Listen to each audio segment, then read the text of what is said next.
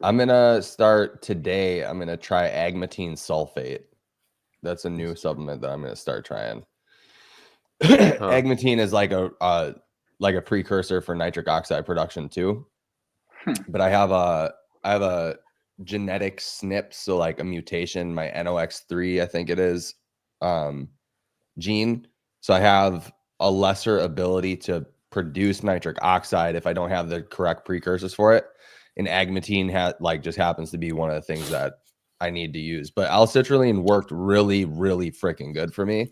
Yeah. That's why I stopped taking it, because when I take it, like my pumps are out of control. And like, let's say I could do a workout and hold on to 10 chest to bars every round, it would drop to like 5, like right away, just because of like how pumped I would get. Oh, really? Yeah. I cleaned it last night. Yeah, just put a little bit of something on there first. Do the dishes. Logan, say it. Do the dishes, woman. I have coffee. I'm good. I don't need it on my face. That's great. Oh man. All right, we're back live, dude. We're up to 504 subscribers. Oh, nice. So it's pretty cool that we decided to like completely disrupt the industry and then leave. That's what you do. Yeah, It's you called have to do it. Irish goodbye. Is that what it's called? No, Irish goodbye is just like when you leave and don't say bye to anybody. But I mean, the Houdini.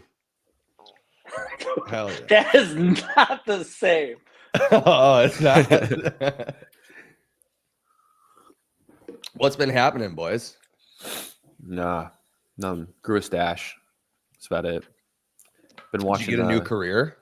No, I had a beard for a couple of days because I was on leave, and then just got rid of the beard, kept the stash, figured that out, and was like, let's roll with this baby. Because it's like the few days of growing it, if I just try to just grow it, it looks like I'm trying to take a child. So I don't like that. Yeah. It looks pretty good. Yeah, thanks. I like it. You look good with the stash. You have to like keep it perfectly trimmed, or else you're out of like regs. Like Cale Layman's is out of reg. Like his is not. Wait, okay. Regulation.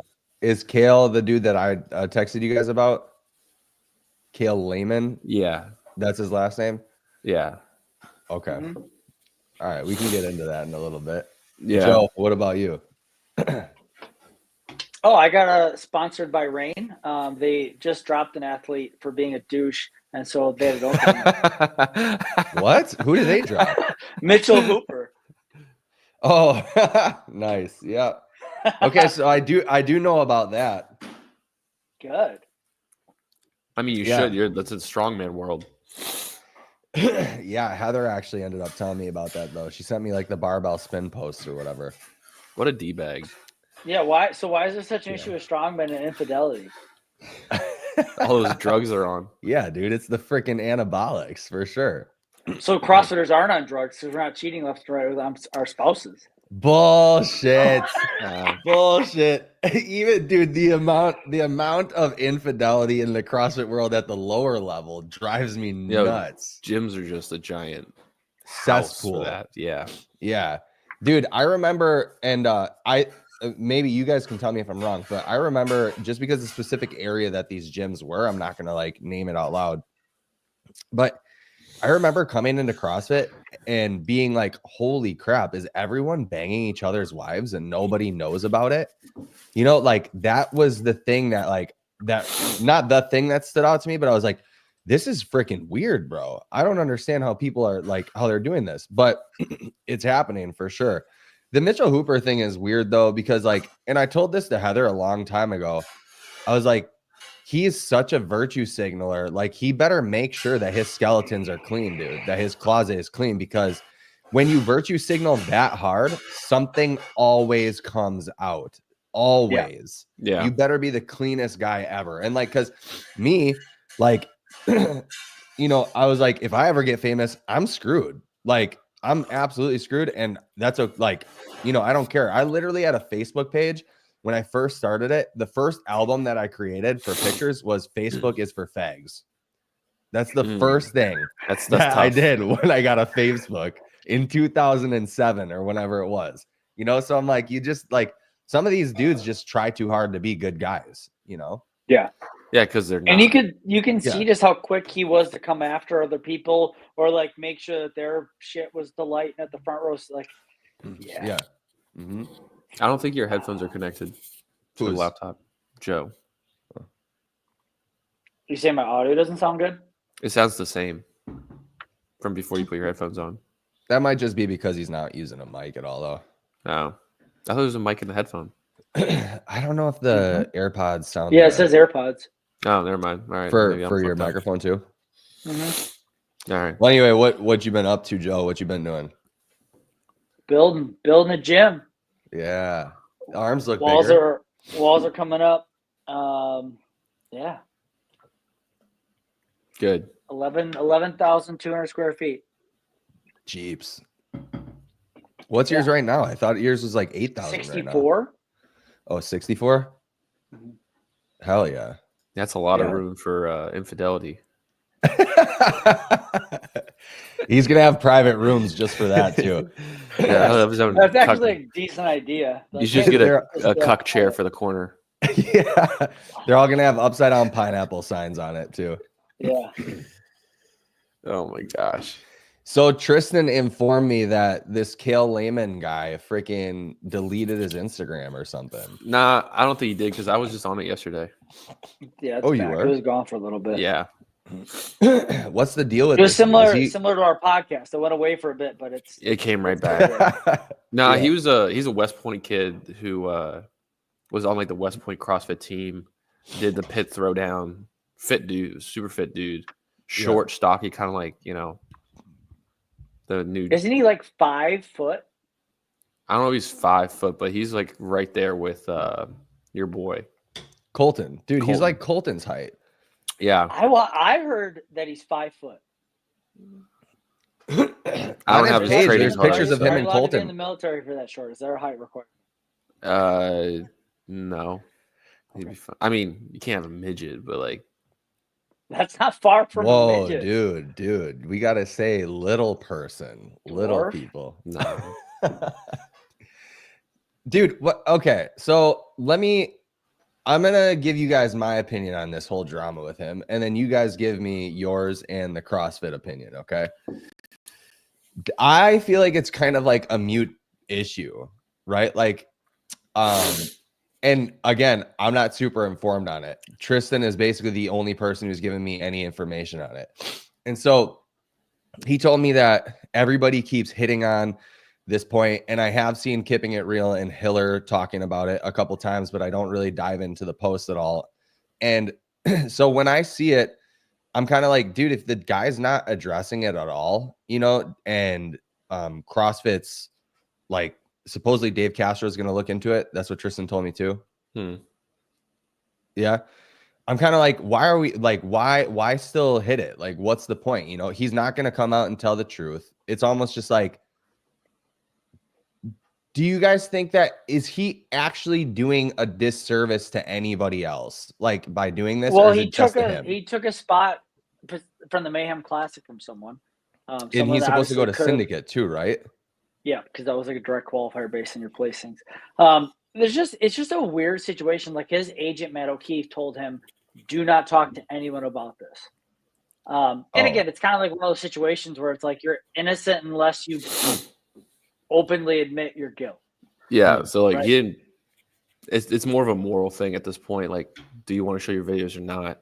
Shows up. I mean, he was 4,000th in the world in the Open 2023, 7th in 2024, 5th in 2025.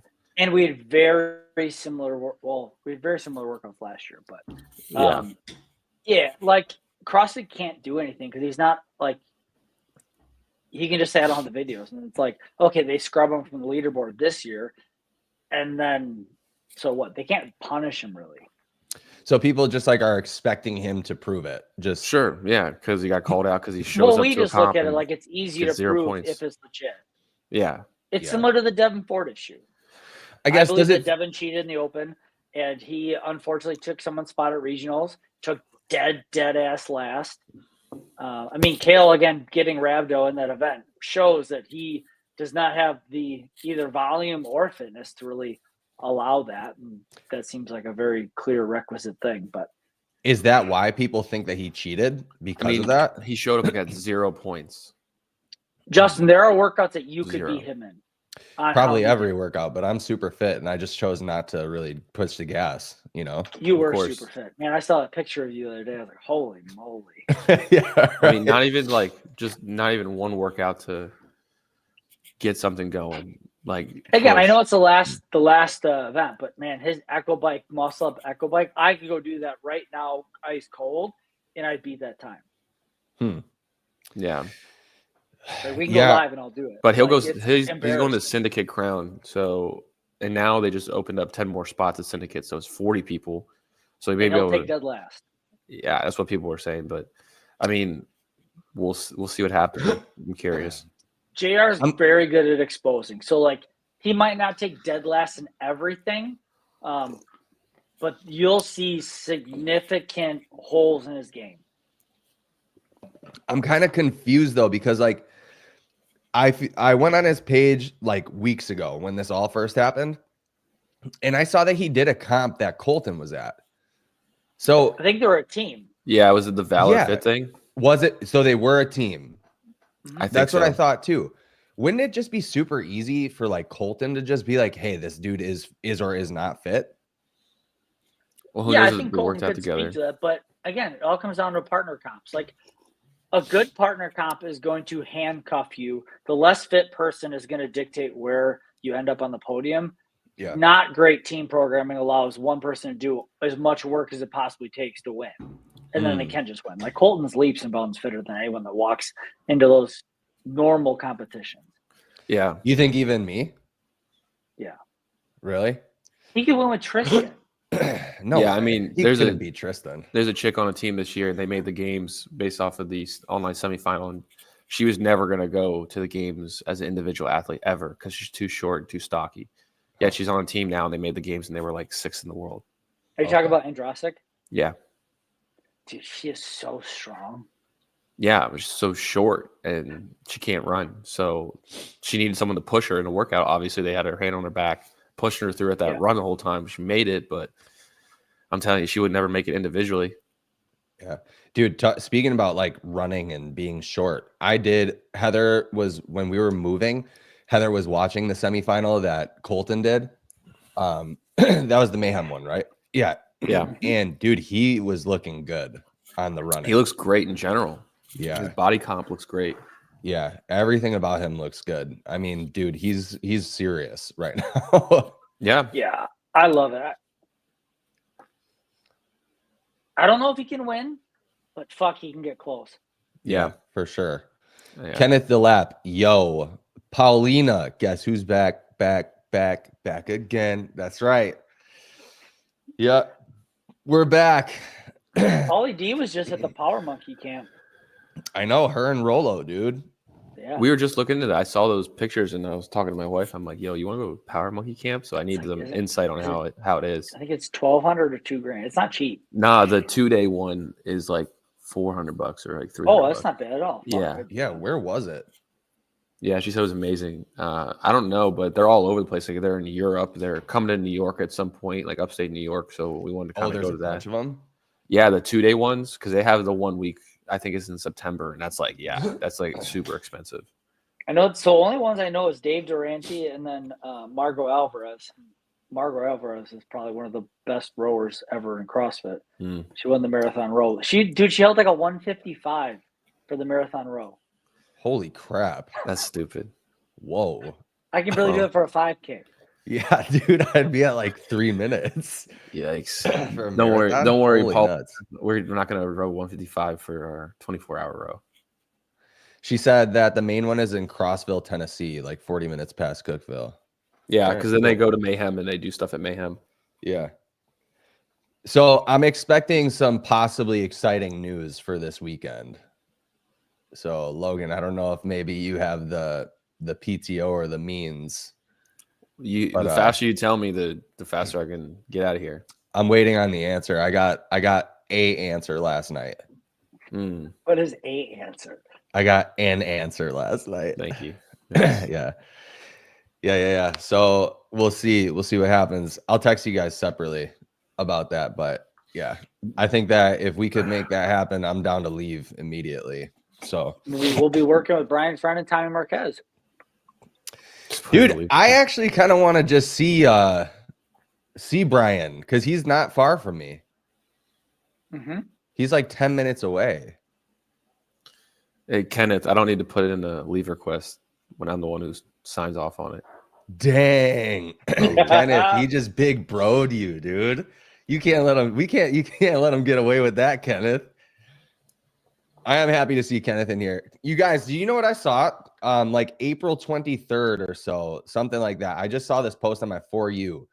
High Rocks hit 100 mil in revenue and wants to go to the Olympics.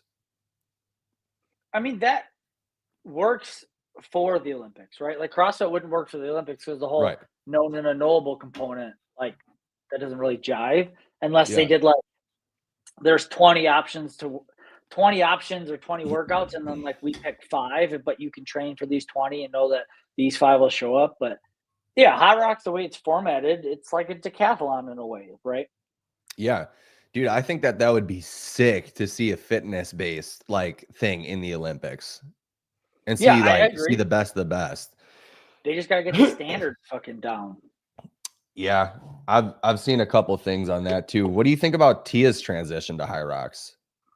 I just think that she wants to, like, she's always chased other things while in CrossFit, whether it's bobsled for the Olympics, Commonwealth Games, or competing in the Olympics in Olympic weightlifting. Like she's so good that she doesn't need to keep winning. Like that probably isn't a motivating enough factor. I think she's far more motivated at this juncture to be like, I want to do this highly aerobic thing when I've just proven that I'm the most anaerobic athlete in the planet. Yeah. It's probably, dude, I know that I talked to somebody about this before, but at some point it does got to kind of get boring, right? To like show up and you're just like literally dominating. It's not even close every single time. And if you don't, and if you don't know, what's her name? Laura, right? She's the one that dropped out. If you don't know that she's going to show up, it's kind of like there's no reason for her to even go. She knows that she's going to win. Might as well just hand it over. And as good as Laura is, Laura can be programmed out of a competition. Like it's for like WFP right now, it's got to be super hard programming. Like I've programmed for comps and you see who's signed up. Like there's ways that they can be like, oh, deficit handstand push-ups and Laura's out. And then Laura doesn't win. It's got to be hard for Will and whoever's programming to be like writing the workout and like you write whatever you think it is. And that could be deficit kipping handstand push-ups. Just deficit strict, and be like, as you type it, you are aware that Laura can't do that. And so does that make you write it because you like, oh, she needs to prove herself, or do you delete that and be like, we don't want to have another event where she's just staring at the wall again. Yeah, like you want it to work for everybody type thing. Okay, so apparently just strict deficit, but yeah. I mean, she's still upper body pressing. It's going to be a massive limitation. Keeping It Real says he's catching up. He's 5'0". Oh, we're talking about Cale. Yeah. As far as I know, he was 5 flat. That's a small boy. Isn't the average CrossFitter 5'11", 200 pounds? Like at the games? I think the podium was, but the average games out there, I still think it's about 5'9". And it used to be like 5'7". Well, dude, regardless, that was one, Kirk, Dom, and I did a video on like on steroids and CrossFit. And if you look at a 5'11" human at 200 pounds, that's a big freaking dude, man. Like, I don't think the average population understands that. Like 5'11", 200 pounds shredded is incredible. And for sure on drugs. 5'4", 190 or 195. And he looks shredded. Which actually blows my mind, dude. Heather asked me if I thought. It's like Maurice Jones-Drew. Huh? Do you know who Maurice Jones-Drew was? He was running back for the Panthers. Oh, Jaguars. Yeah, you're right. Muscle hamster. Pocket Hercules, whatever you want to call him. Dude, was nuts. Maurice Jones. MJD.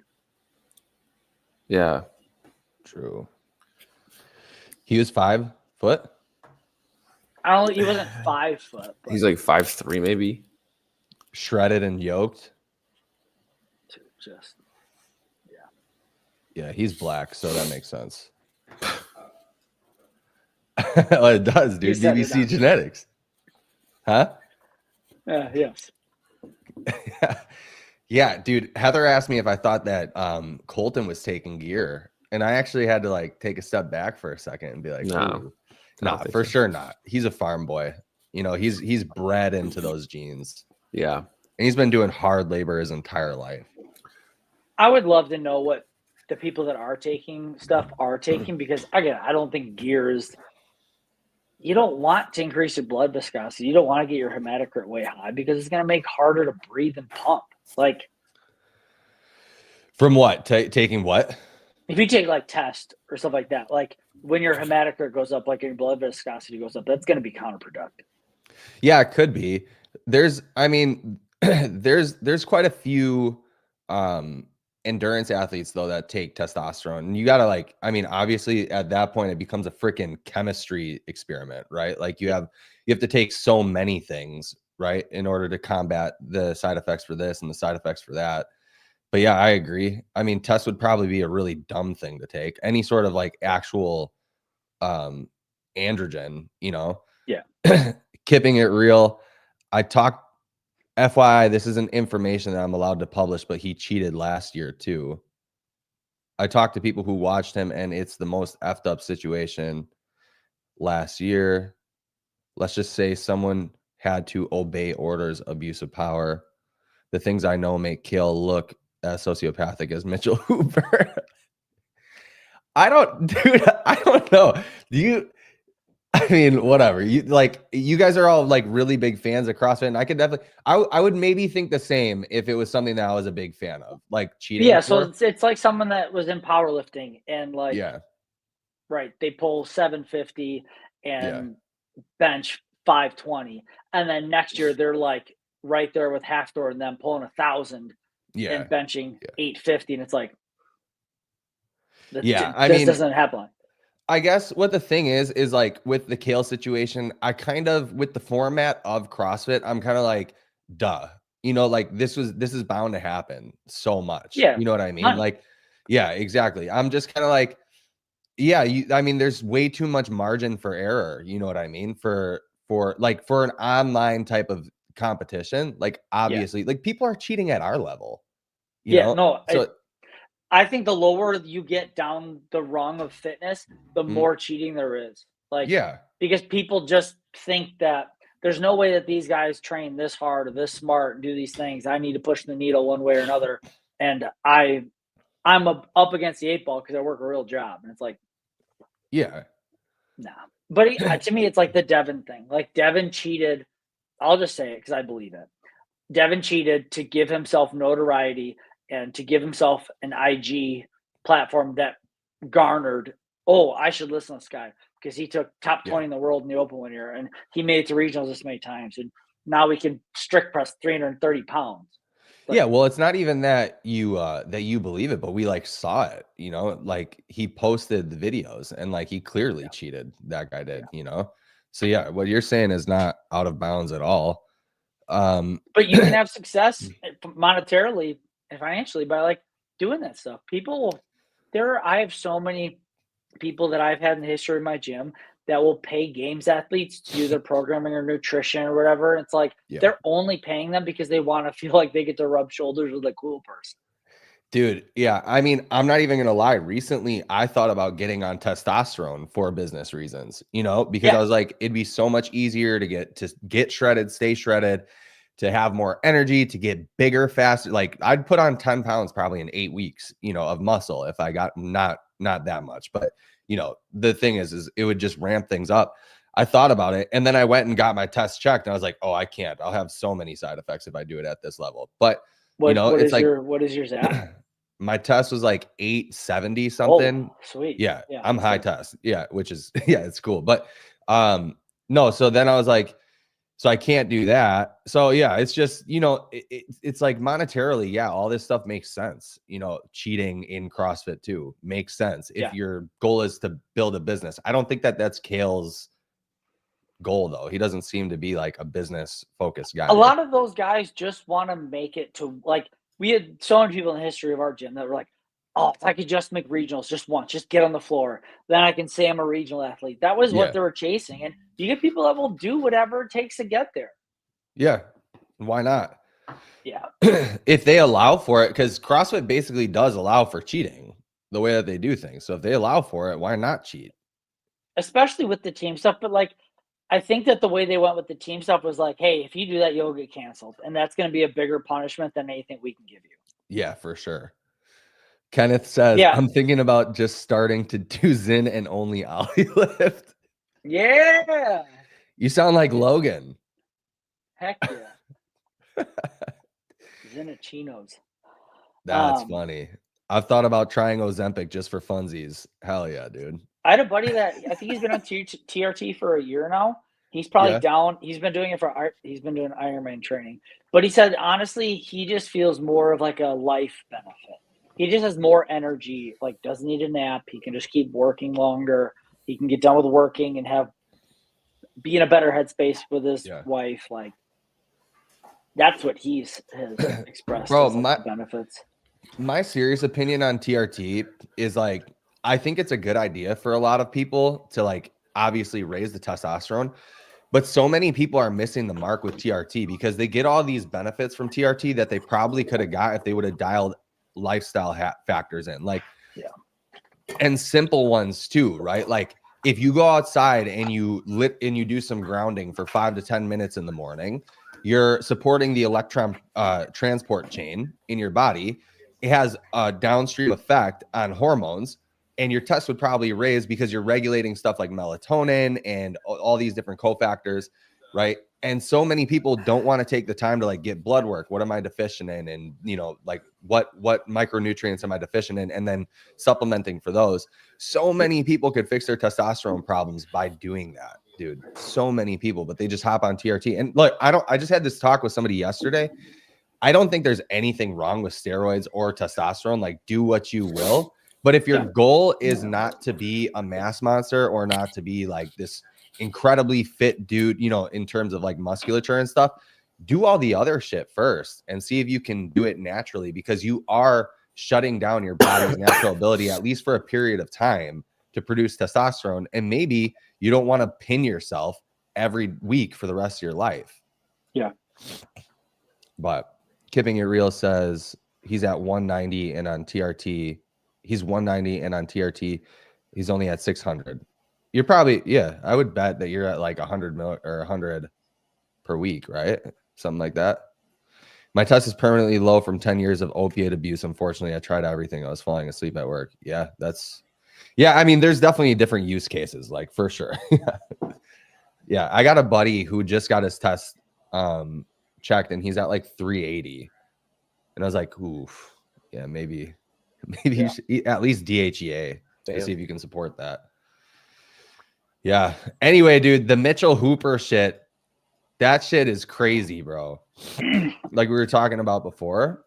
I mean, I hope dude, he gets dropped by everyone. I really you hope do. what?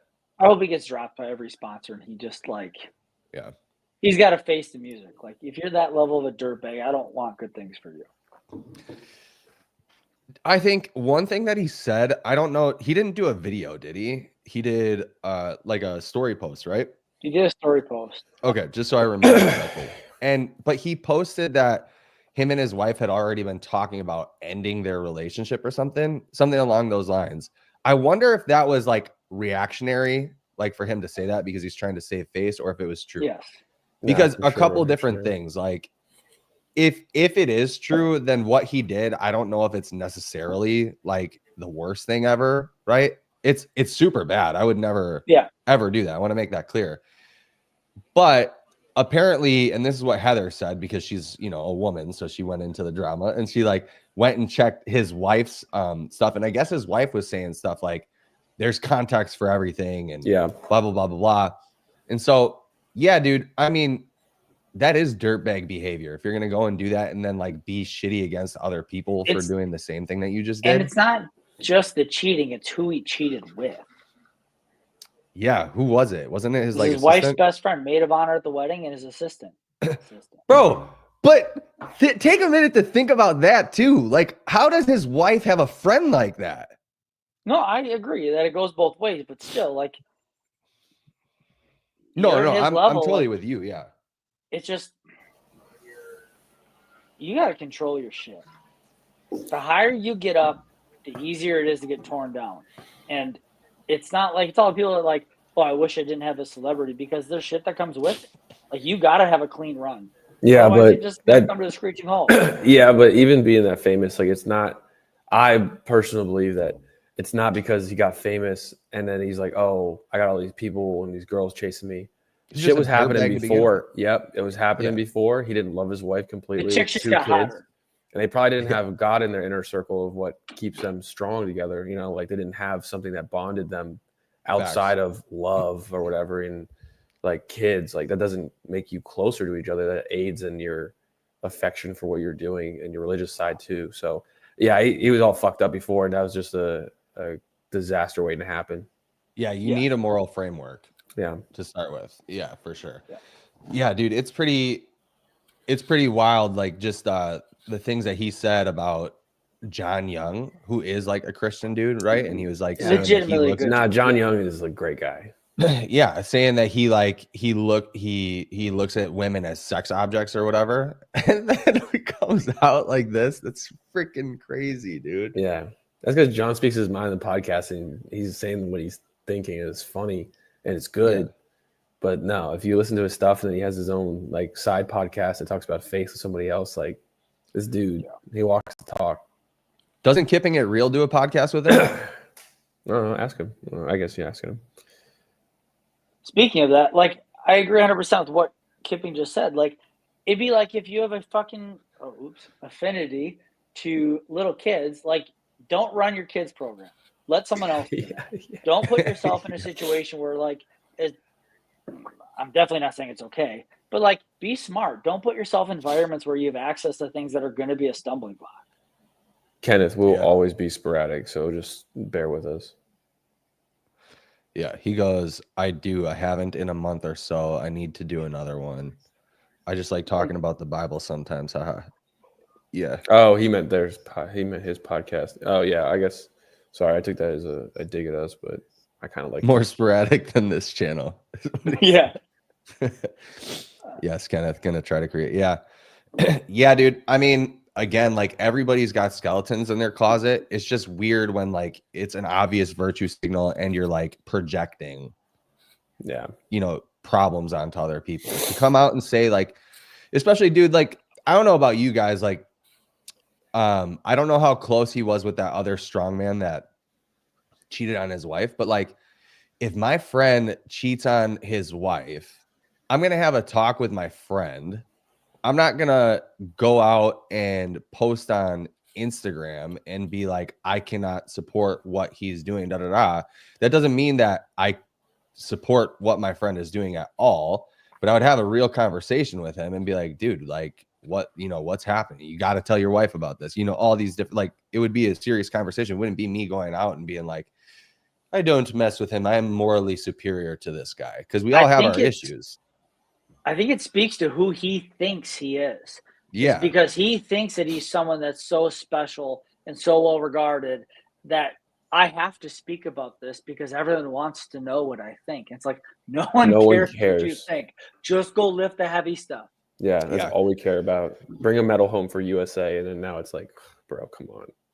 Dude, I've actually spent quite a bit of time thinking about that, Joe. What you're saying is that I feel like some people think because they have a big platform that they are like big brained and that they, for some reason, have some crazy shit to say all the time. You know what I mean? Like, they know so much, or, they are omnipotent, right? And that they have to get their opinion out there because they have all these people. It's like, more times than not, I feel like most people don't get famous because of the way that they think and the way that they like articulate, it's because they've done something crazy. So nobody gives a shit about your opinion. Right. That's not what they were there for in the first place. Yep. Yeah. It's a social media mindset of people getting followers and bot followers and thinking that they have some kind of like obligation to tell them things. Yeah, it's stupid. Yeah. It's stupid.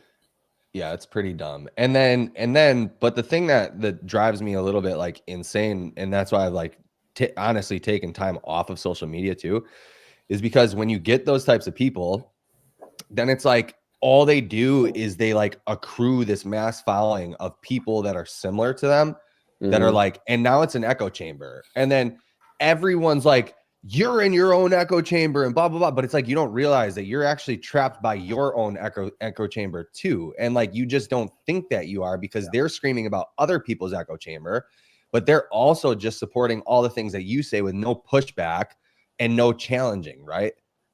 Like, I just think that that's so interesting and weird that people have all these accusations for other people, but don't take the time to look at maybe their audience and the people that they're surrounding themselves with too. Like, oh, am I in an echo chamber as well? Yeah. And they continue I think to people talk get about so hung up on being a personality where they become so even more like one-dimensional. Yeah, dude, because really going back to Mitchell Hooper, he's done some content that is like really good. He's done some like training talks with Mike Israetel, and that those videos are super good. They probably don't do as well as his other videos, but like, dude, you're the training guy. You're the strongman guy. Like, just stick to that shit. Don't be the moral framework guy. You're not Jordan Peterson over here. Nobody gives a shit. Yeah. Even like Hunter McIntyre. Like, I wish he wouldn't get so caught up in the personality.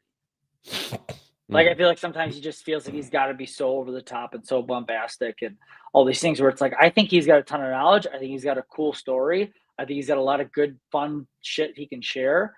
But I think he just gets sometimes caught up in just being the cool dude and the big dick too much. Why does he get crazy in his content?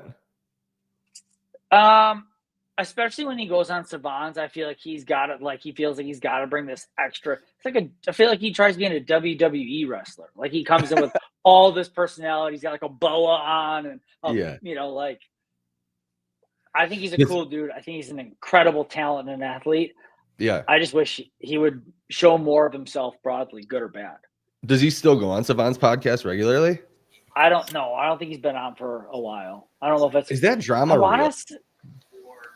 I think that there was a little bit of a shakeup of Savan dogging some people in his circle or like similar sponsors. I don't know, but I think there was some love lost in that relationship. Okay. Yes. Keeping it. What did you say, Logan? I was looking at Paulina's thing. They continue to talk about the same thing over and over again. 90% of people don't have anything to offer. Dude, I'm telling you, that is like the first form thing in a nutshell. I did that back in the day where I was like, oh wow, I get like percentage off and I get money towards people who buy my product. You know, it was kind of cool. Plus, I kind of liked some of their stuff until it got too crazy. They want you to post all the time. Like, I had a call with it was like the Legionnaire program. Yeah. And like, I would have a call with my like boss or whatever, what do you call it? Team lead.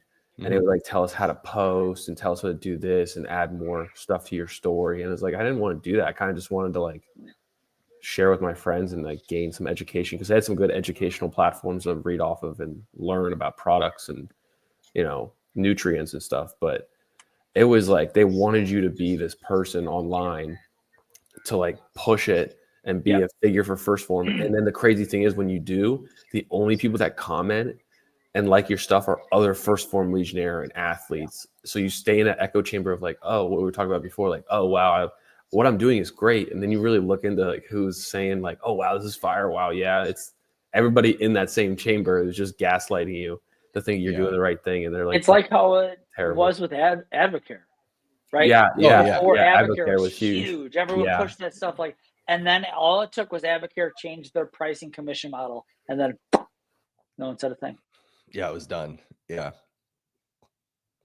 Yeah, I mean, the first form strategy is pretty good because it like keeps you in the algo loop, you know, but Yeah, dude. Even First Form, I think, is the most. I think their culture is really good, but they're the most overrated supplement line, dude. Product quality is not good. Yeah, it's really not. Tastes like, good, but yeah. Oh, dude, they have the best tasting shit. The best their tasting. float protein is my favorite. Yeah, but yeah, their quality, dude. There's literally plastic in their protein. Yeah, yeah. Like they have Or like it's a listed ingredient. Herbalife, another one. Like terrible quality. Herbalife has had metal shavings in their stuff numerous times. Like, yeah. Wait, hold on. Kenneth said they sponsor Colton Mertens. No. He bought the pre-workout that Colton takes. Oh, okay. He's saying like gang. Oh, got it. Right. Keeping it real earlier said, does he know he is projecting? Do you think, like, does he know what he is doing, or is he lying to himself? I'm fasted psychologically here. I like this podcast. I hope you guys do it more. I think that Mitchell Hooper knows what's going to get the fandom and like knows what people are going to want to hear from him and agree with him from, at least the people that he's looking for. It's people always want to be morally superior. They always want to have a superiority complex. And so I think that he thinks that by saying things like that he's going to be in the favor of the people. Yeah. And it's like when I believe that Mitchell Hooper is very smart, on top of being very gifted as an athlete. And I think when you get that smart, you start trying to see all sides and play all sides. Like House of Cards. Like when you watch House of Cards, you watch Kevin Spacey's character, and it's like, holy crap, this dude is playing chess while everyone plays checkers. Like how they're like placing people in positions and giving them authority, but that authority is short-lived and it's only going to function for this way. And then eventually they're going to like off them. Like you get smart people, they start getting way ahead of themselves. They're eventually going to make a mistake. And when that mistake happens, that ball of yarn unravels super fast. Guys, I got to answer this as my son's doctor. Hold on. I've never seen House of Cards. Dude, it's an awesome show. We just started 10 out of 10. Jack Reacher last night. I have not been able to get into that. That's badass. First episode was pretty badass. Yeah. I just can't get over the fact that he's from Blue Mountain State. It just kills me when I see his face. Yeah. It'd be like seeing like Stifler in a serious role. Yeah. All right, now that Justin's gone, we can actually talk. Yeah, man. This is great. I didn't know. I guess I messed up my schedule. I'm also on another call right now for work. But okay. I'm not. You had a buggy at 9? No, they're on right now. I just have my computer next to me. But I might have to go for like 5 minutes to brief my thing. But yeah, they're just talking blah blah right now. Well, let's talk CrossFit while he's off. Yeah, the TFX workouts. Dude, hold on. Let me see. That one chipper has 50 double dumbbell box step overs in the middle of it. Yeah, hold on. Let me share my screen. I have it pulled up. Like, I don't understand how you program that stuff. I understand like you have to program a difficult test, but when you're doing that stuff, you need to also think about, is this fun to watch? Can this even be watched and followed? You put 50 double dumbbell box step overs in the middle of a chipper like that. It's like 4 minutes of like, I don't know where everyone's at, but that person might be done first. Yeah, it's nuts. Dumb. That's funny. Yeah. Also, the small distance row for that many calories is a waste. Yeah. I don't like it. I see what they're trying to do. They're trying to do like an old school chipper of some sort, but if you're doing a chipper, then you would end on the wall balls again, right? Make it a true down and back. Don't make it a down and different. Yeah, exactly. Dude, double dumbbell box up, like, it's just a hard movement to watch. Even I thought it was only in the middle, but to end on it, like, that's not you can't really finish fast. Like, it's just like, who slows down more? Plus, the box is only 20 inches. It's not fun to watch. Like, so it's a short box for men too, right? Yeah. Like if you're gonna do it, I would say make it less reps, but make it heavy and Heavier. high. So make it 70s and 24. Like when they did that at regionals, like you watch dudes do 10, like the fittest on earth do 10 reps.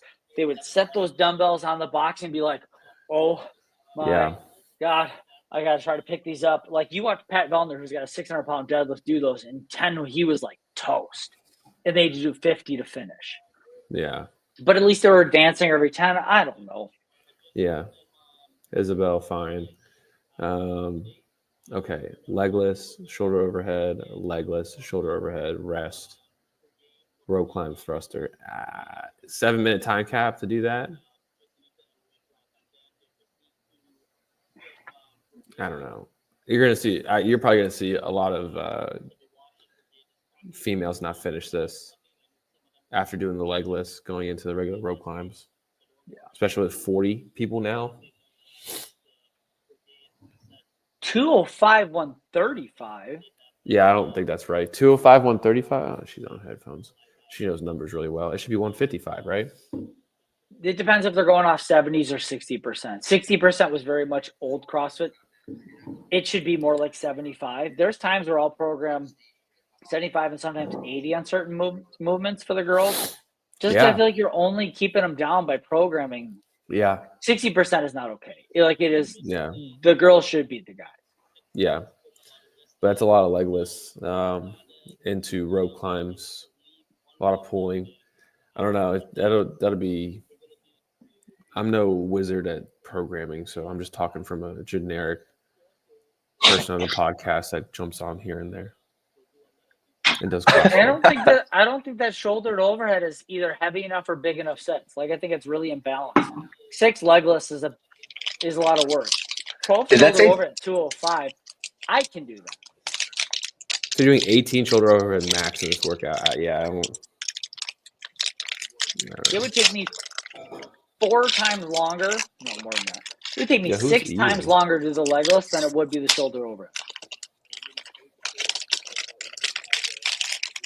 So how does this all pan out? How many people are going to make it to the games from these semis?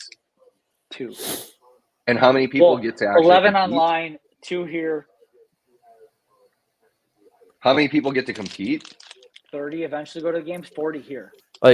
Like Justin, if I told you that 2 people are going to the games from these workouts and you put in 40 fat rope singles, what are we doing? I'd smoke that workout. Yeah? Yeah. Oh. What is a fat rope single?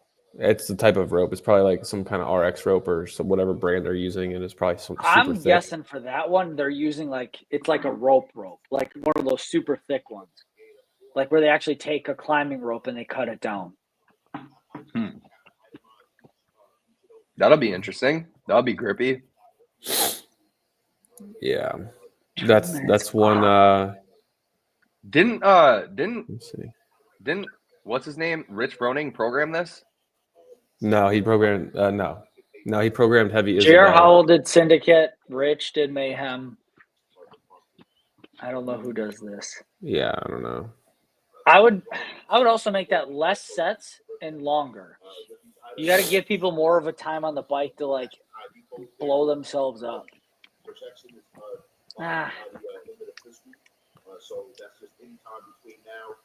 15 ring. Yeah, sandbag squats.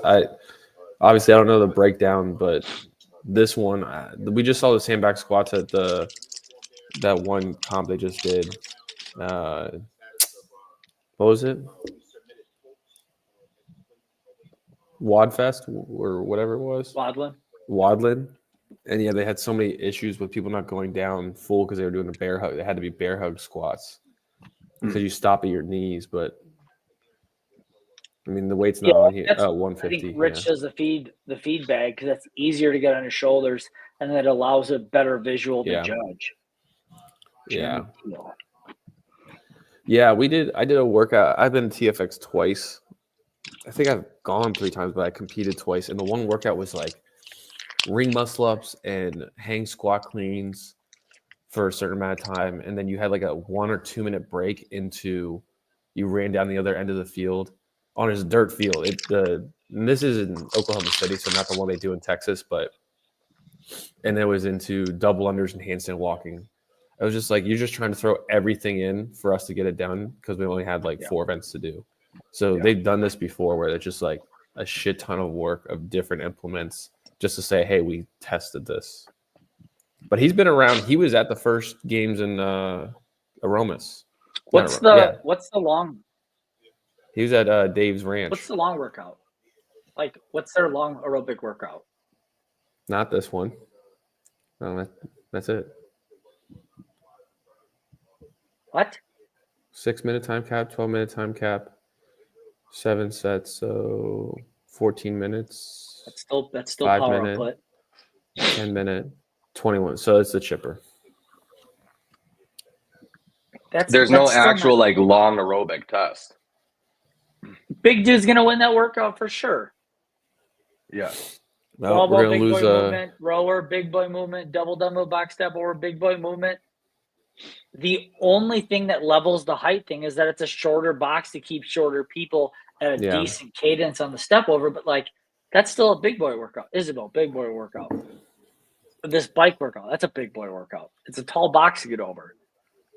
Logan, didn't you try heavy Isabel and finish in like 2 minutes and 47 seconds? Something like that, yeah. Even for heavy Isabel, they should put a wrinkle in there where it's like there's like check marks. Like you've got checkpoints. Like you got to have the first number of reps done. Like you have to have the first 7 reps done in 90 seconds. And then you got to have the next 5 done by the 3-minute mark. Like something that just makes it a little bit more interesting than everyone just doing singles as fast as they can. That would make it interesting for sure. Just do something. As long as it's uniform, it's fine. Did Savan just start? Yeah, we're going to lose everybody. That's great. Yep.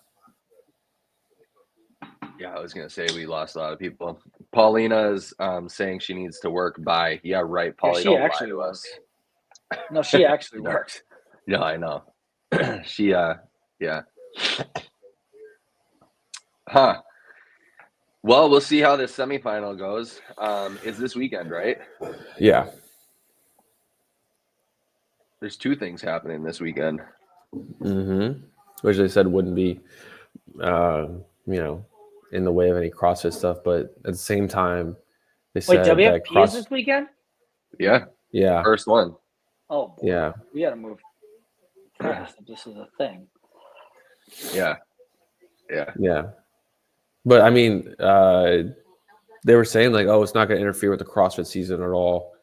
And then they said, well, CrossFit doesn't work good on publishing their dates early enough, so we just published, and then whatever falls in with CrossFit happens. Which I mean, I can't get mad at that because they do wait a while to publish dates and rule books and etc. So, and I do agree that it is hard to pick weekends where there's no interference with how the game season is. There's a lot of one of them having the same on there. Yeah, it's not every athlete going to these stuff right now. So I mean, bro, yeah, exactly. It's gonna be tough because like they're like even if they're not directly competing with CrossFit, if they claim that, I don't know what they claim, but if they're not directly claiming to compete with CrossFit, it's like, yeah, their season is around the same time. Like there's no way there's not going to be some overlap, and then athletes just need to make a decision, and that's more on the athletes. I don't think that people can like hate on the WFP for their scheduling, Yeah.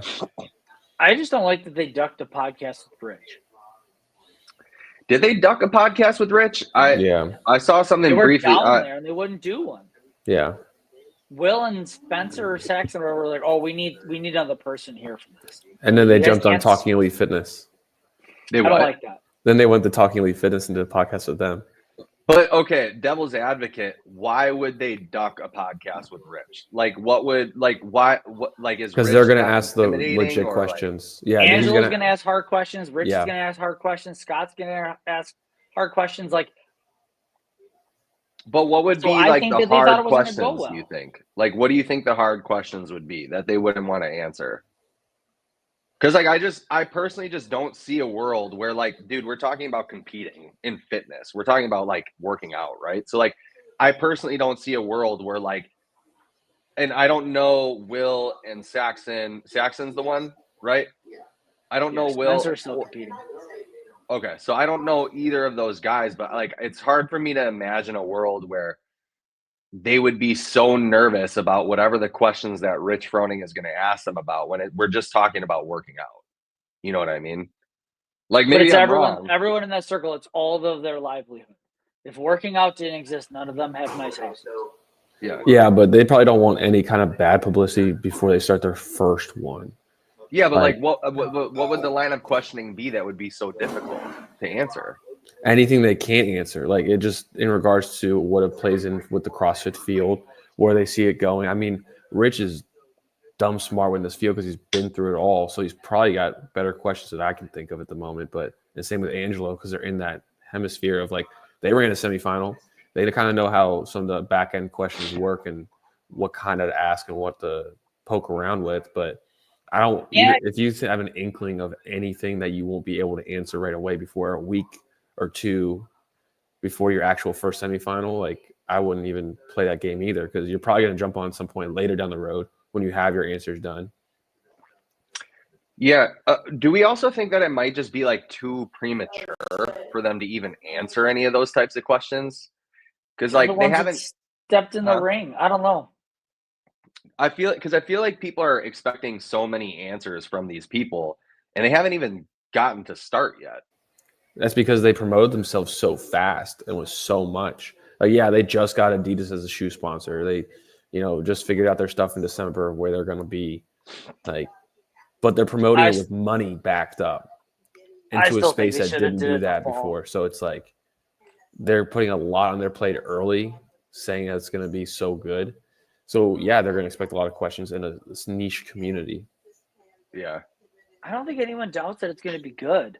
No, I'm always going to say the same thing. I feel like I say the same thing every time. I do not know how they're going to sustain this. They've sold supposedly 1,000 tickets to spectators. They have a handful of people signed up in the non-competitor events. Like, money does not grow on trees. Yes, you might be getting 15 mil from the Gillette family, but like they're eventually going to get tired of throwing money at this thing that they might be rich enough that they can just do Squid Games, right? Like I got so much money, I just want to watch all these animals run my race my way and like play God. Yes. But like that's eventually going to like lose its luster. I don't know. And money. Yeah. It's expensive. Yeah. So we'll see. I mean, they got money somewhere. They got deep pockets somewhere to be able to say this. I mean, Haley Adams just dropped out, I think, yesterday for the first one. So like she's not going to meet her whole contract. So she's not going to get the full amount. Yeah. But, that's going to happen. For WFP? Yeah.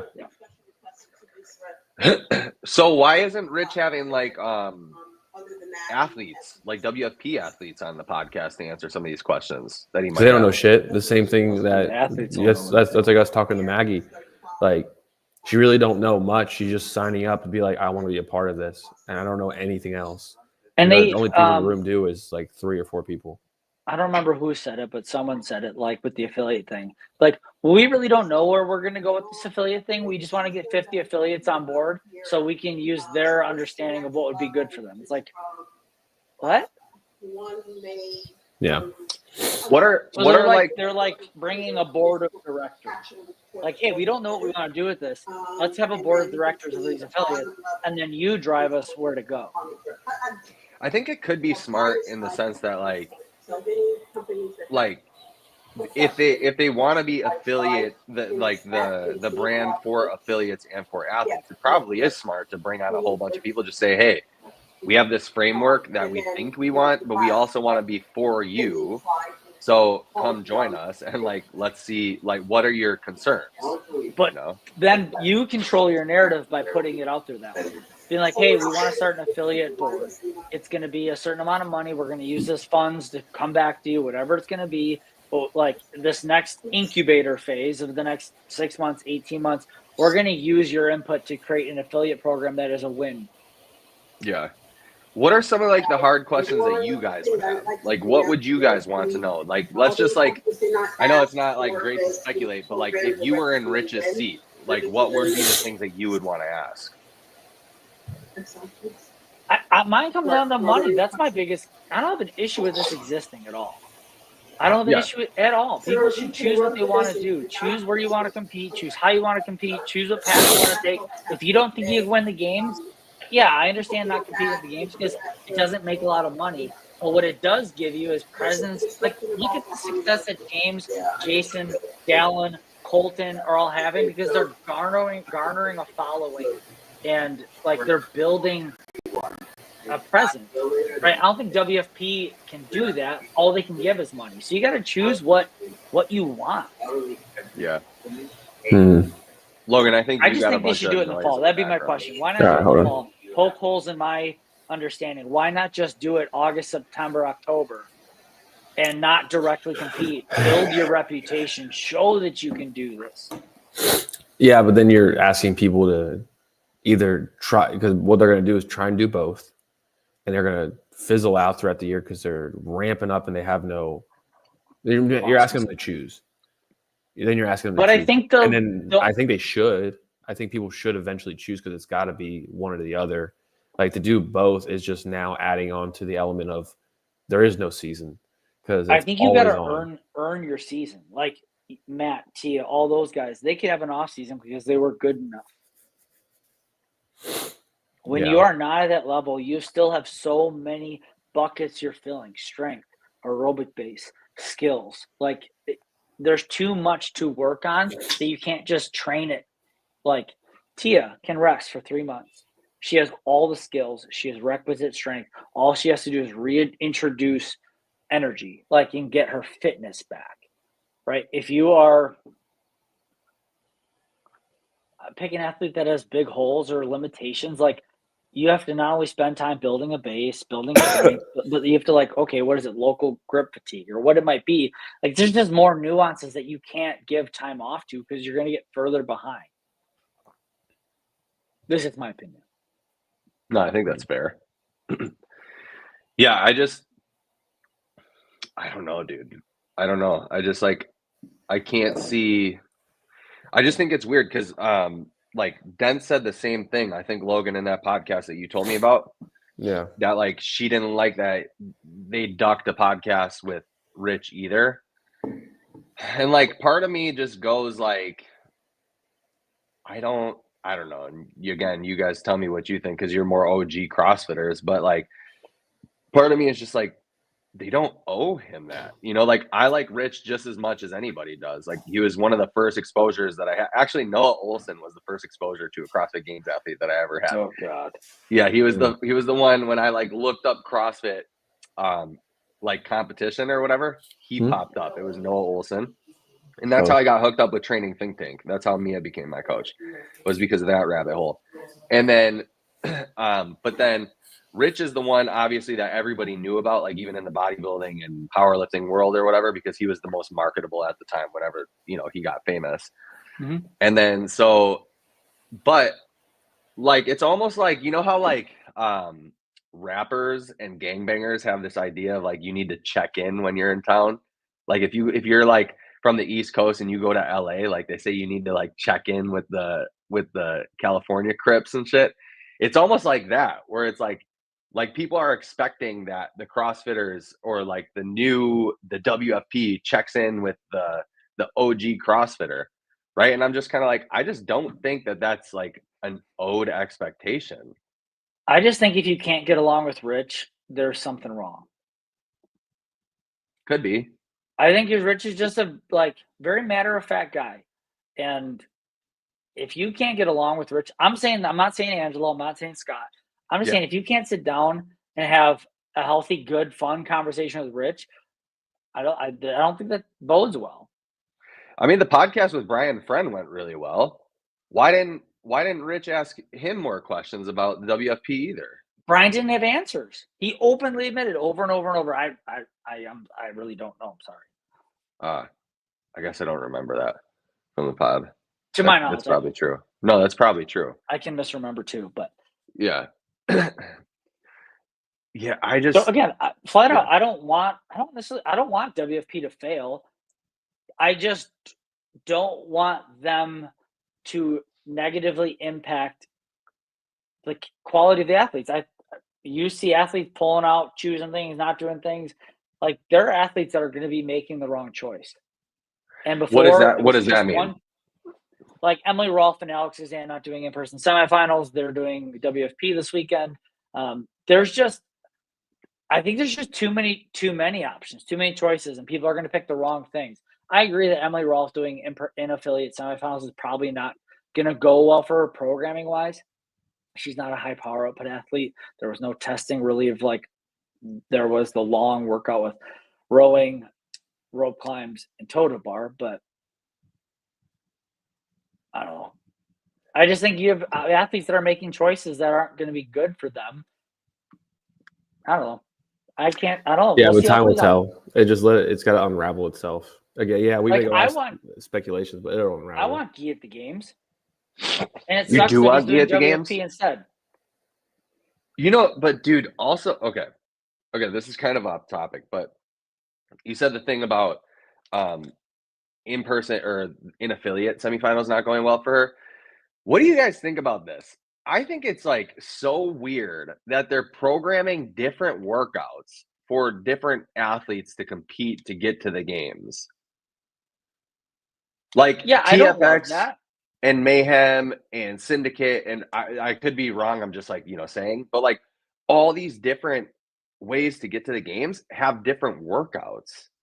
So what the hell is that right about? When we had that, everyone did the same thing. But that's because CrossFit was running all of them. CrossFit financially cannot afford to run regionals. So they have to give the people that are running these events some creative control. Otherwise, it's not going to be fun to just, okay, I'm going to put up these stands and put up these lights and put up these lanes and run your event and it's CrossFit. Like, there's no way to put your stamp. I think it's really cool that Syndicate can put Jer Howell's stamp of programming style, and it gives a little bit of deviation of test. Would I like there be more similarities throughout? Like, hey, like TFX, they're not really testing aerobic capacity or that level of fitness. Like someone who qualifies from TFX that goes to the games, like they're more than likely incapable of doing well because the games tests running at aerobic bases in large quantities and capacities that whoever makes it from TFX is going to be at a serious disadvantage. Yeah. And so like, but the interesting part about this, right, is that, and okay, dude, like, this might turn into a different conversation, but the interesting part about this is that CrossFit is always supposed to be measurable, right? But like, there's nothing measurable about an outcome that has different experiments running. So like, you can't tell me that you're actually, at the end of the day, the fittest people are always going to be the fittest people. So the workouts probably actually don't matter that much. But if you're trying to control for actually finding the fittest, and I agree with you in the sense that like you should probably give them like control to have their creativity and whatever, right? Like I totally agree with that. But then maybe we should have different tiers, right? So like maybe like a semi and then a semi and then the games or something like that. Or like quarterfinals is in person. Yeah, so we used to have sectionals. Right. And then you can have JR stamp on sectionals or whatever, and then Riches on whatever semis, and then boom, the games is Castro and stuff. But like it doesn't make sense because you can't control for anything. So that like there's nothing in CrossFit's statement, right? It's measurable or whatever. Like there's nothing measurable about this outcome at all. And it kind of like, at least to me, who's somebody that is like excited about programming and like what is the person thinking and like what are we testing for and what does it show in the whole for every individual person, it just kind of makes it, to be honest with you, for me it makes it like kind of boring. Like, and I know that that's kind of opposite, right? Because a lot of people are like, oh, this is exciting because it's so different and varied and whatever, blah blah. But like to me it's like, no, this is boring because like obviously this is going to benefit certain people over other people. Like why don't we just have something that's across the board super hard and see how it shakes out? Yeah, I think this year, if there is a takeaway I have where they're making missteps, they're not making it enjoyable for the fan and the viewing experience. Like with how they did in affiliate semifinals, they should have had workouts needed to be released or submitted in certain deadlines, or do not show the leaderboard until Wednesday. And on Monday, they've got all the YouTube videos, right? Clip the top 6 for each event, and then play that stream where you can see the top 6 go. And then, okay, now we'll post event 1 scores. And then let the next top 6 winners go. Give them some visibility, like make it something that we can actually watch and enjoy, not just hoping that Dallin or James or Jason or Jeff or Colton posts their workouts early, which they won't, because that's stupid. You can't give other athletes a number to chase. That's way easier than going in blind. Yeah, agreed. For sure. So I just wish that they would have done some production value on an affiliate semifinals, and they still could, but after the fact, it's not as fun. Like when we did the games, COVID games, it was still fun to watch those events on the screen where you had Sam Briggs. I mean, Blair, I think, competed that year. Like you were able to watch it all. Like that was cool. They weren't around each other. So when they did the like death by format, Sam Briggs went like 3 or 4 rounds after everyone, and that was just nuts to watch. But give us something. That's crazy. Did she do well still? Yeah, it was like a power snatch, like death by. I'm totally guessing, but power snatches, maybe they went up like 3s. I don't remember if it was just power snatches, but she went rounds and rounds after. So then when they're playing it, it's like everyone's like laying on the floor, and then Sam's like still going. God, she is so much better. That woman is different too, dude. She trained with the West Side crew. Like she is different. It was her engine though, man. Like she proved back then that you could be weak and win the games. Like because her fitness was so high that yes, if she could be working at 95% for load, but she was so fit that she could keep her heart rate still down because she was so enduring. Yeah. What does she do now? I think she's just a firefighter. Yeah. Mm-hmm. Shit. Kenneth says, Rich seems like he is chill, but also no nonsense. Yeah. And then he agrees, I think, with the programming aspect. Different programmers, different workouts probably benefit different types of athletes. Yeah, 100%. And I'm okay with that. I just think they should have took a bigger number of athletes from the online then, like 25 or 30 maybe, and then they leave a few spots. Like, hey, if you didn't make it, you get 2 in-person events, so you better bring it. And it's just Mayhem and Syndicate, and we're going to take 4 and 4, and then we're at 38, and then we have last chance qualifiers. Yeah. Dude, I think that CrossFit did this a while back too, though. And you guys tell me if I'm wrong about this. Yeah, but also, like, so not only did they vary the workouts per whatever, the semifinal, sanctional, whatever, but like not everybody did the same test, but also is at different points of the season for people. Right? Dude, I don't know. That drives me nuts. Like, because obviously, okay, so within a matter of a couple weeks, like you're probably not squeezing out that much extra fitness compared to other people. You're squeezing out none. Yeah, but it also does allow you, like, I don't know. So like I don't know how to say it. How long has it been between Mayhem and now? A month? 4 weeks. I think they were the first week of April. Yeah, so I mean, it does allow you some time to like more like refine skills and to peak a little bit better. I mean, assuming that CrossFitters actually like peak well for, competition, whatever that means, tapering and intensity and stuff. But like, yeah, it allows for a better peak, a longer peak. But I mean, I guess it might even itself out because of the actual games. And so it different might even athletes are peaking for different things. Like yeah, if you're whoever, pick James or Dallin, you are not peaking now, because if you peak now, you can't peak in August, right? Yeah, Your progression, right, has to build towards the test that you really want to excel at. And some people, if you're worried about making the games, you have to peak now to ensure that. And then you're going to be playing at a disadvantage from there out, whether that's a shorter training block or a bigger deload coming out or a complete retool of the things you're building. Yeah. Yeah, that's true. That's true. I don't know, bro. I just a lot of moving parts. Yeah, there's so many. Like I just have an issue with mostly the difference in programming. Like to me, it's just I don't know. Yeah. But again, But the fittest it's will interesting. always It be the keeps fittest. conversations like this existing. Yeah. Like that's a good thing. I think it's awesome that Colton punched his ticket as early as he did because that gives him the best opportunity to excel at the games. It'll be really cool to see how much better he gets at that format. Dude, Because the game's I a different mean, beast.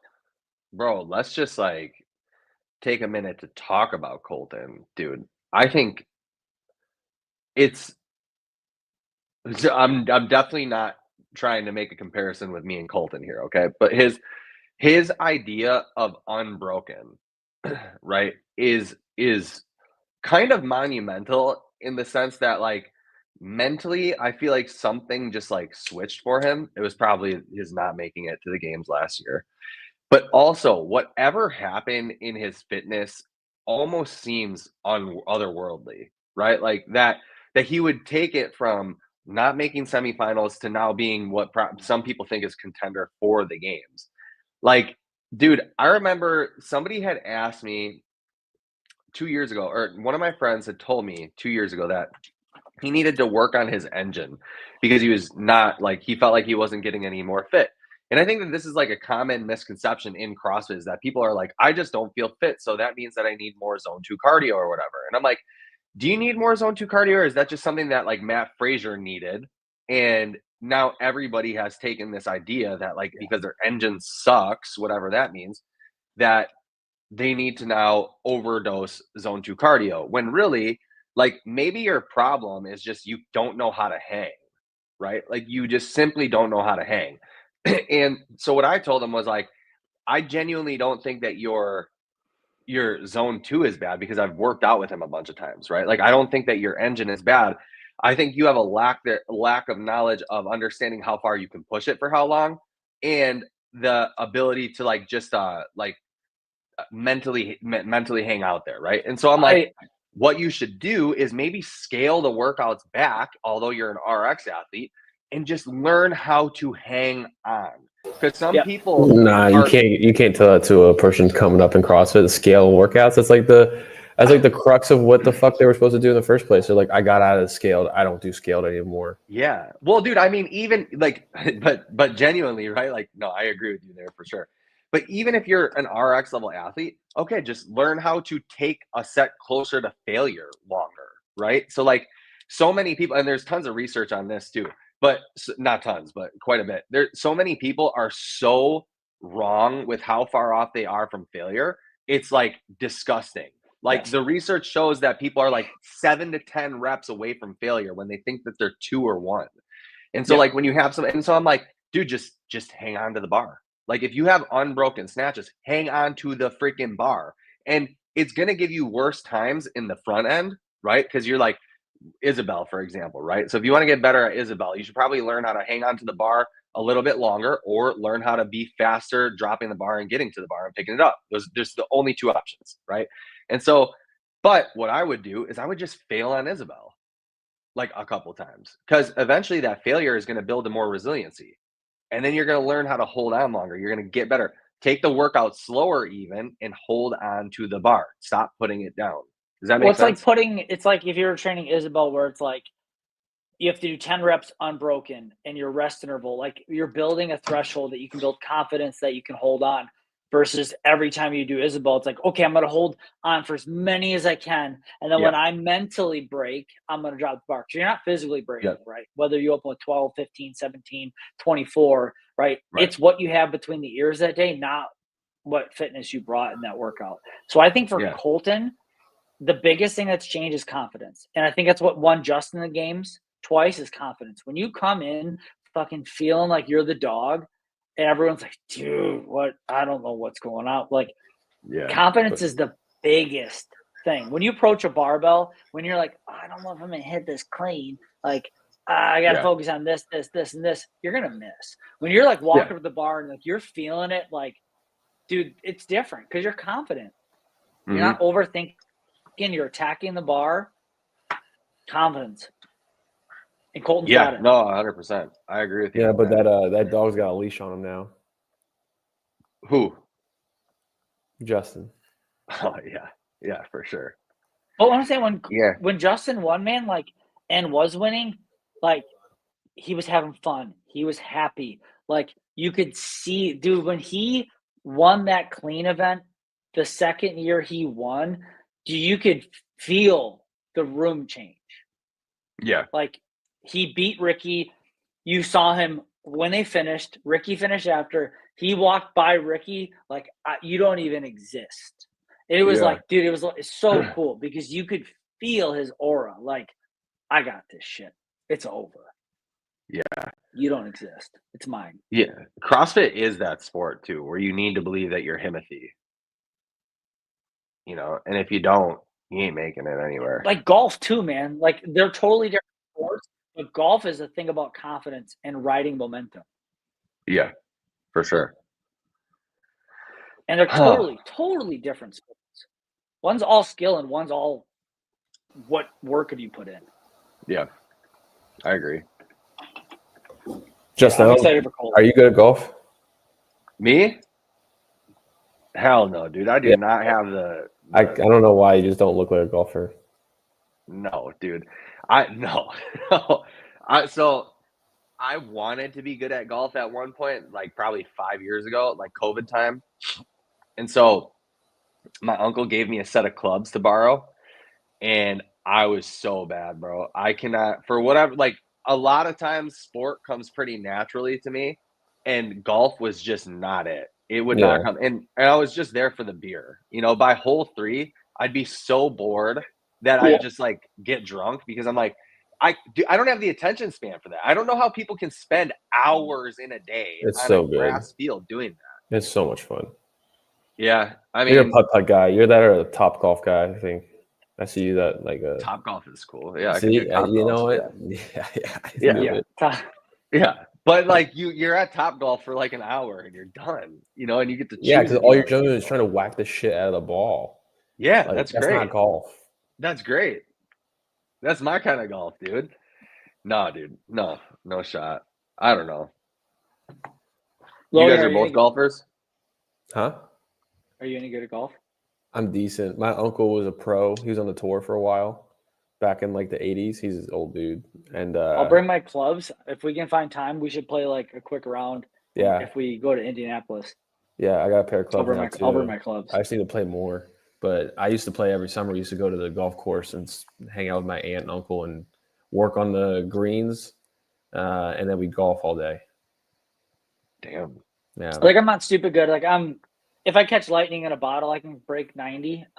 That's very, very rare. I don't play enough to like be able to turn it out when I want. But dude, I can hit bombs. And that makes it all fun. No. If I pipe it, it's straight. I'm not like gonna put it 370 and in the woods. It's like 350 to 370 dead straight. It's nuts. How soon would you guys need to know? ASAP Rocky. But hey, well, it depends on the first day. I'm gonna read myself real quick. Friday, Saturday. You what?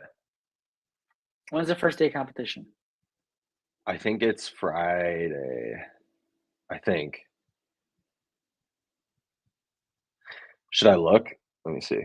Yeah, I can make most stuff work with enough planning. Obviously, the people that are going to absorb the responsibilities have to say yes. Like they can say no, or that's not in my schedule. I'm kind of screwed. Yeah. Let me see. Hold on. WFP. Okay. May 9th, 8 a.m. pro floor and power workout with Annie and Katrin. 9 a.m. competitor floor. So it starts at 9 a.m. on Friday. Okay. I wouldn't be able to leave that early though. That's the only thing. So like I could leave. All things considered, I could probably leave Thursday. But I just got to make sure that again, I usually cover Thursday nights. I give Joy the night off. I would have to renege on that deal. But again, we got the juice has got to wait. It's indie competitor, not pro. Is pro Saturday? No, pro starts at 12:25 p.m. But see, it's a 4-hour drive. That's what the problem is. I wouldn't be able to leave until probably 10 a.m. Well, I missed what you said. First competitor event is when? First Pro, competitor. pro. Oh shit! I just lost it. Okay. Pro competitor 12:25. So we gotta Yeah. leave by. You can't leave by. You said you leave by 10. Yeah, I could leave by 10. So we're gonna miss. I mean, this. unless we drove separate, but I doubt that you'd want to drive separate for 4 hours. Again, if the juice is worth the squeeze, I'll do it. You guys are only 4 hours away. That's pretty nice. Yeah. Oh, and then I guess we'd have to hit a stop for Logan somewhere. If you'd like me, but yeah, let me. When we have, so it starts at noon for the elite. Yeah, but I mean, I wouldn't get there. There's no way. I'd probably get there around like 1 or 2. Gotta go. Hold on. If things materialize, we'll figure out a way to make it work, even if it's just. Because if we got to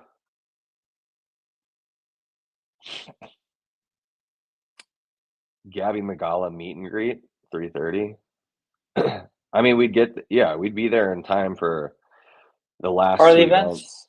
Thursday, Friday, or Friday, Saturday, Sunday, or just Friday, Saturday, and then travel day Sunday? Yeah, I mean, what I would do is probably leave after. So on Sunday, probably 10:20 a.m. is not the last event, but it's the second to last event. So I'd probably have to leave after that and then come back.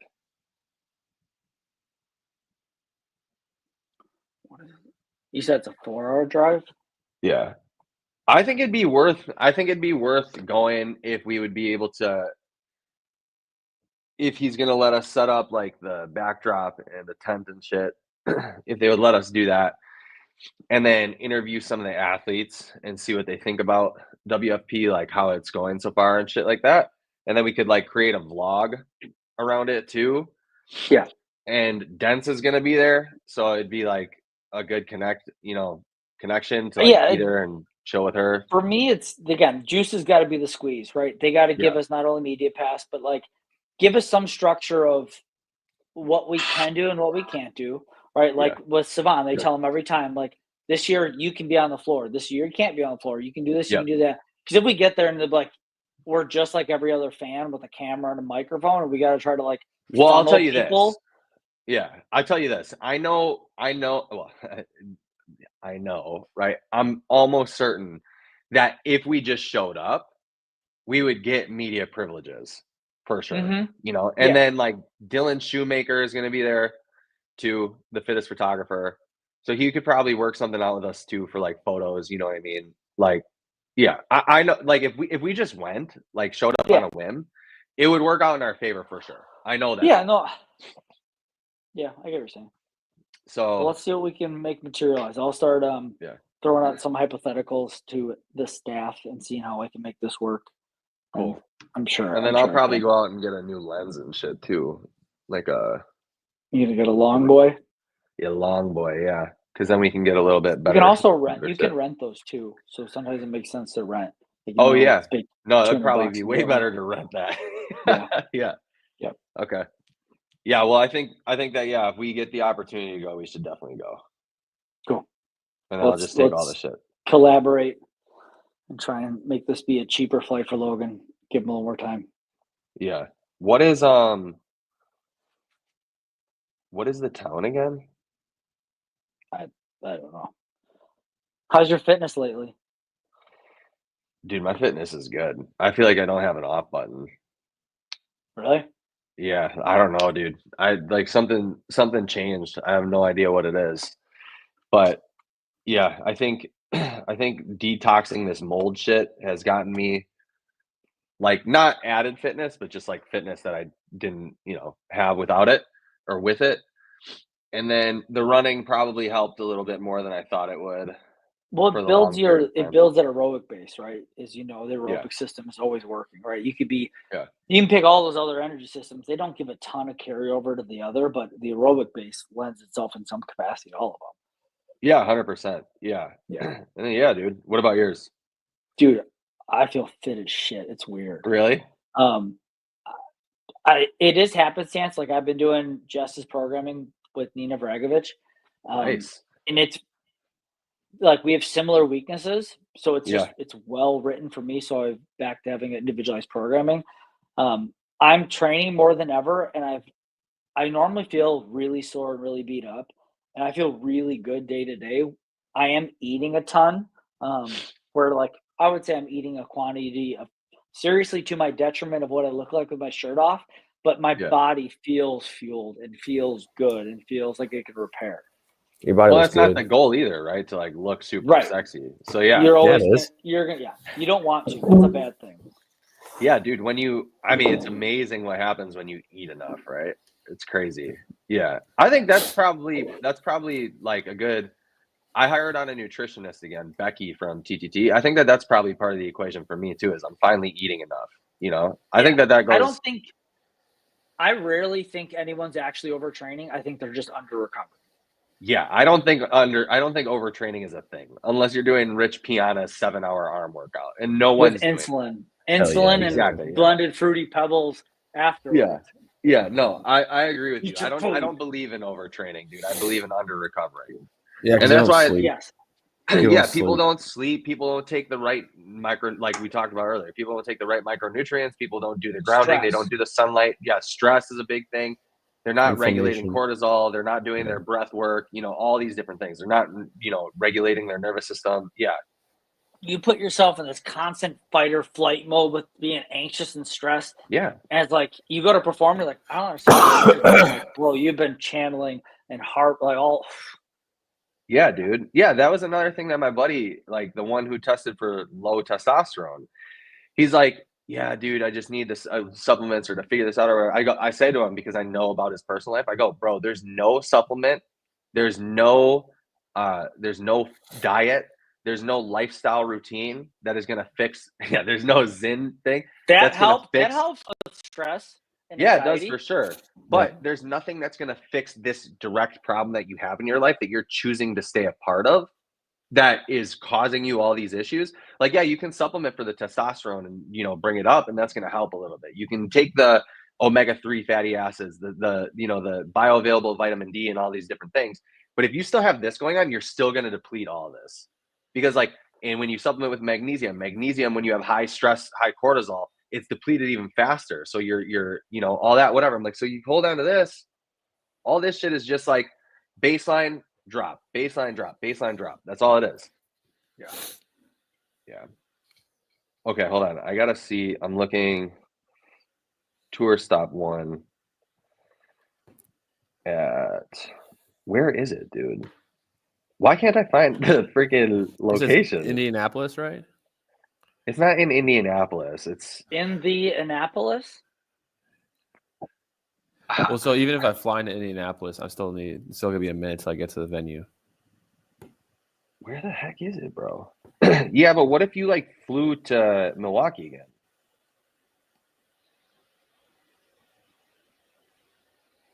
And then you just drove with us. Yeah. I mean, whatever would be easier and cheaper. But yeah. Why can't I find where the thing is? Like, I can't even find it on their website. I would find that to be problematic for them, right? This information should be easy to access. Schedule.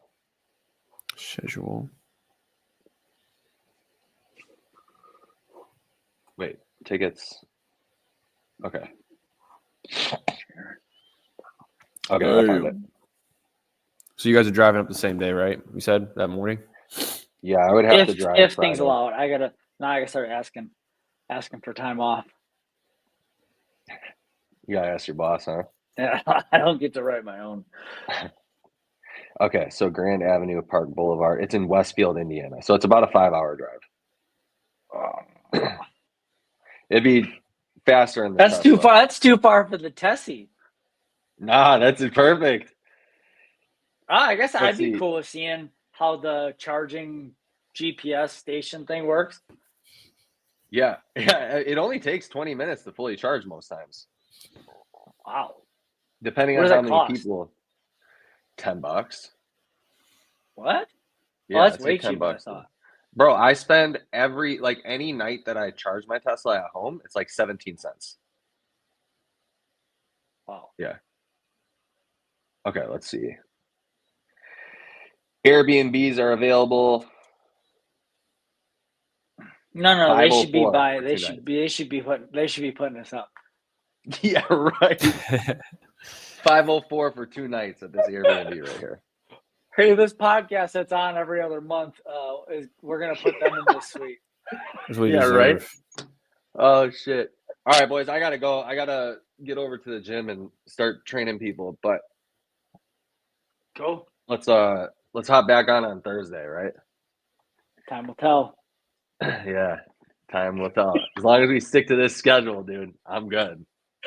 Yeah, I feel Oh, like we've had wow. this exact That's cheap. conversation before. What'd you say, Logan? These prices are cheap. Should I Tickets? go to Lights? Indianapolis or Milwaukee? Into Indianapolis. How much is it? 260. What are the times? I'm looking right now. I'm trying to figure out something. Directions, Indianapolis. So, Justin, you're saying if you got to charge, let's say, It's only a times, 40-minute drive from Indianapolis to Westfield. What were you saying, Joe? So if it's $10, you said it's $10 to fully charge. At a supercharger, yeah. So the trip would be like $400 or $40 electricity, basically. It's like you're getting like 250, 300 miles each range. Probably That's be nuts. like 20, $30 because like I would fully charge at my house first. If I drove in my Jeep,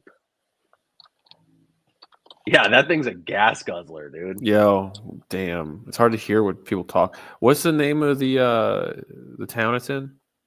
Westfield. It's a 40-minute drive from Indianapolis. I'm guessing Westfield.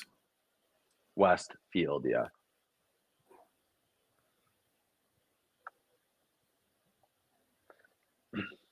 $255 miles.